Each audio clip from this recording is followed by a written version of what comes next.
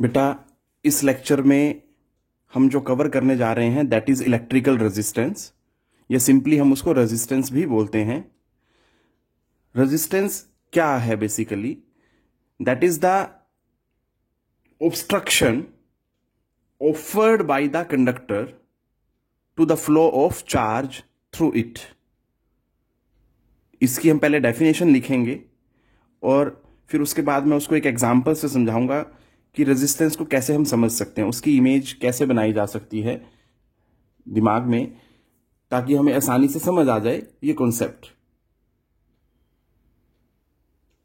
सो देखो, resistance of a conductor is the obstruction offered by the conductor to the flow of charge through it।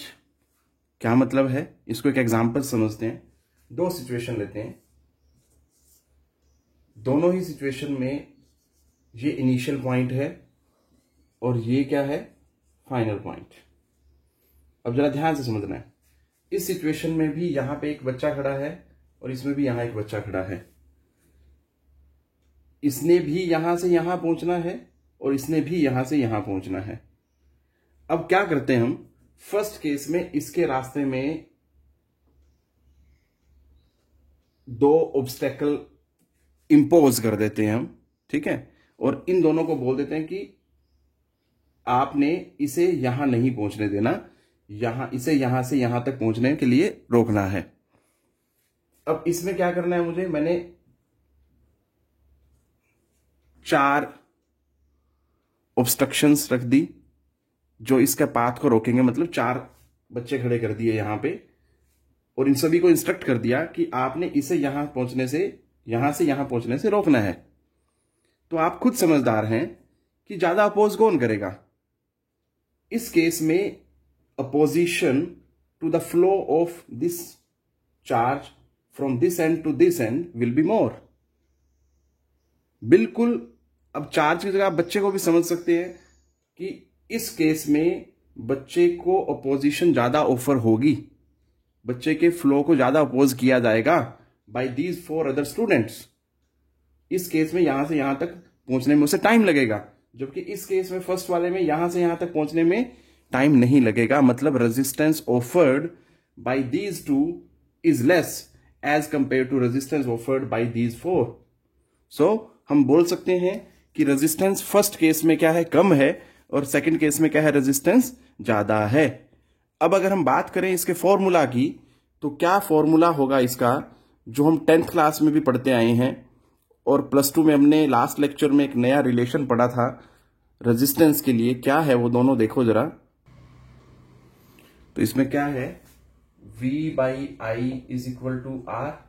एक तो ये formula है हमारे पास, और दूसरा जो फॉर्मूला है that is R is equal to ml/ANE² tau.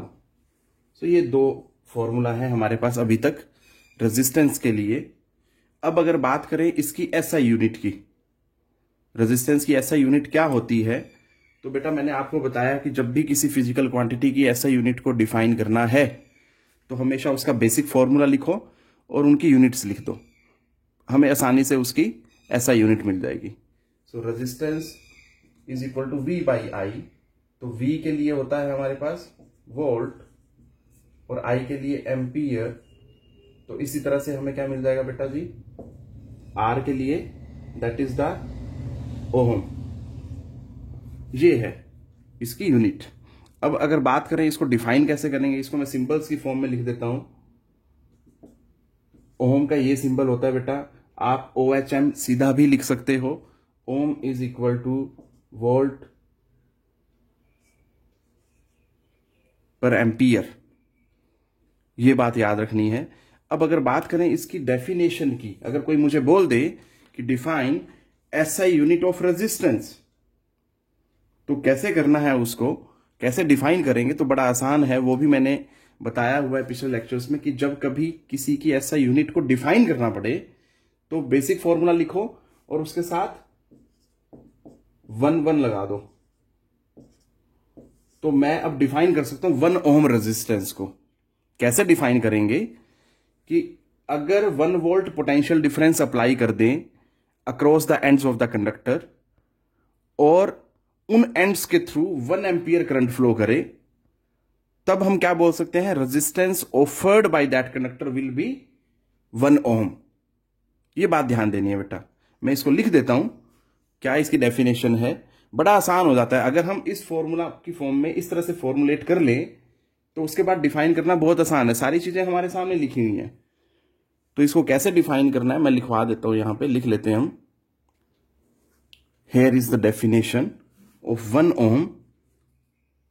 ठीक है जी, क्या है, if 1 volt potential difference applied across the ends of conductor through which 1 ampere current is flowing, then resistance is said to be 1 ohm. आप check कर सकते हो, देखो जब मैंने डिफाइन किया है ऐसा यूनिट ऑफ रेजिस्टेंस को, तो मैंने सभी के साथ 111 लिखा है। देखो यहां पे भी आप चेक कर सकते हो, दैट इज दिस।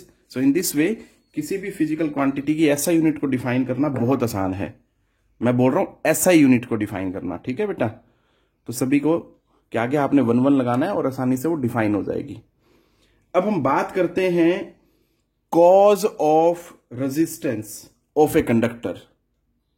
मतलब कि कोई भी कंडक्टर जो है रेजिस्टेंस क्यों ऑफर करता है, क्या उसका कारण है। जैसे अभी मैंने आपको इसमें 2 एग्जाम्पल लिए। फर्स्ट एग्जाम्पल में रेजिस्टेंस कम था और सेकंड वाला जो केस था हमारा, उसमें जो रेजिस्टेंस था ज्यादा था। फर्स्ट केस में क्या थे, 2 बच्चे अपोज कर रहे थे मोशन को, और सेकंड वाले में क्या थे, 4 बच्चे मोशन को अपोज कर रहे थे। तो क्या कारण है रेजिस्टेंस ऑफ ए कंडक्टर का, तो दैट इज बेटा वेरी सिंपल, कि जो रेजिस्टेंस होता है किसी भी कंडक्टर का, वो किसके बेसिस पे होता है, that is on account of frequent collision of free electrons. क्योंकि बेटा कंडक्टर है तो कंडक्टर में तो फ्री इलेक्ट्रॉन होते ही हैं, तो फ्री इलेक्ट्रॉन्स का कोलिजन होता है विद आयंस और एटम्स ऑफ कंडक्टर, जब भी वो इलेक्ट्रॉन नेगेटिव एंड से पॉजिटिव एंड की तरफ मूव करता है। सिंपल सी बात है। मतलब उसके रास्ते में जो जो आयंस आएंगे या उस पर्टिकुलर कंडक्टर के एटम्स आएंगे, उन सभी से वो क्या करता है, कोलिजन करता है। इस वजह से वो कोलिजन करते करते ही एक एंड से दूसरे एंड पे जाता है बेटा। ठीक है, क्योंकि ऐसा नहीं है कि उसका रास्ता बिल्कुल साफ होगा, कोई नहीं होगा और वो फ्री फ्लो में मूव कर जाएगा नेगेटिव टर्मिनल से पॉजिटिव में, ऐसा नहीं है। ठीक, तो आपने इस चीज पे ध्यान देना है। Cause of resistance of conductor क्या है, that is the frequent collision of free electrons with ions और atoms of the conductor while drifting from negative terminal to the positive terminal. That's it बेटा, जो इस लेक्चर में cover किया जाना था। हमने क्या क्या कवर किया, डेफिनेशन ऑफ रेजिस्टेंस, फिर उसकी एसआई यूनिट, फिर उसकी एसआई यूनिट को डिफाइन किया गया, और लास्ट जो हमने कवर किया इस टॉपिक में, cause of resistance offered bye a conductor. ठीक है बेटा, तो ये 4 चीजें डिस्कस की गई हैं। Hope you all will understand